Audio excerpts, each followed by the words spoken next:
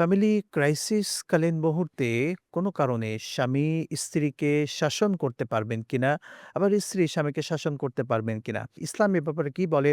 যে হাসব্যান্ড তার স্ত্রীকে শাসন কিভাবে করবেন? কিংবা স্ত্রী তার স্বামীকে শাসন করতে পারবেন কিনা, গায়ে হাত তুলতে পারবেন কিনা? অত্যন্ত চমৎকার একটি প্রশ্ন করেছেন। আমি এই প্রশ্নের উত্তর দেওয়ার পূর্বে হাদিসেরই একটি গুরুত্বপূর্ণ পার্ট যেটা উল্লেখ করা হয়েছে, জি, বিষয়টা ঠিক এমন, মর্মার্থটা এমন দাঁড়ায় যে স্ত্রীকে মনে করা উচিত এবং হাসব্যান্ডকেও মনে করা উচিত। উভয়জনের জাহান্নামের পাহারাদার। হাসব্যান্ড তার স্ত্রীর যদি কোনো দোষ ত্রুটি দেখে, জি, যেটাকে আমরা পারিবারিক বৈঠক বলতে পারি।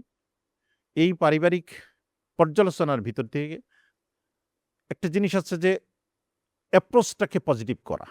জি, হাসব্যান্ডের কোনো বিষয়ে ভুল হইতে পারে, তেমনিভাবে স্ত্রীরও কোনো জিনিস ভুল হইতে পারে। এই জিনিসটাকে খুব মেজাজের সুরে না গ্রহণ করে দুইজনের মেজাজকে দুইজনের কারণ আমরা এসেছি দুই পরিবার থেকে, ২ আবহাওয়া থেকে, ২ বংশ থেকে।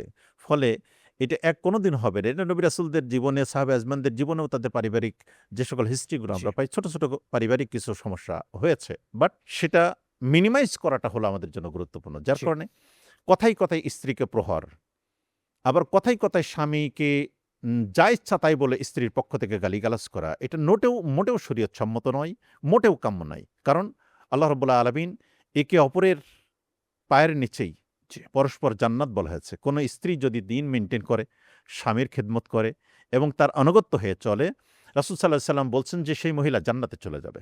সুবহানাল্লাহ, অপরদিকে সুবহানাল্লাহ। স্ত্রীর প্রতি যদি কোনো স্বামী নেক নিয়তে তাকায় এবং এই যতক্ষণ পর্যন্ত তাদের প্রেম ভালোবাসা চলতে থাকবে, এটা শুধু প্রেম ভালোবাসাই নাই, কোরআন এবং সুন্নাহর দৃষ্টিতে এটা একটা ইবাদত হিসেবে গণ্য হয়ে যাবে। সুতরাং নিঃসন্দেহে আমরা আজকের সুবহানাল্লাহ। এই আলোচনার মাধ্যম দিয়ে ভাই এবং বোন আমাদের যারা আছেন বা আমরা যারা দাম্পত্য জীবন লিড করছি, জি। আমাদের এই বিষয়টাকে এভাবেই পরস্পর সহানুভূতির দৃষ্টিতে দেখতে হবে।